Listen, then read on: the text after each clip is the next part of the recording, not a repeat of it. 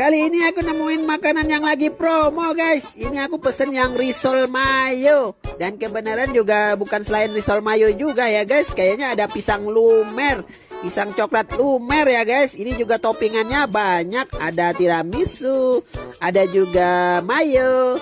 Dan aku pesen 4 ya guys ya. Dan aku juga selain pesen pisang lumer, aku pesen risol mayo. Nah ini risol mayonya ya guys, habis digoreng. Dan ini ada sambelnya juga. Makannya pakai sambal biar enak. Ini dibungkusin juga sama kakaknya. Dan ini yang jualan di daerah Kamboja. Ini aku coba ya guys ya, aku coba yang pisang lumer dulu. Wow, enak. Dan ini memang benar-benar lumer di mulut. Rasanya juga manja. Ini ada anakku juga yang coba.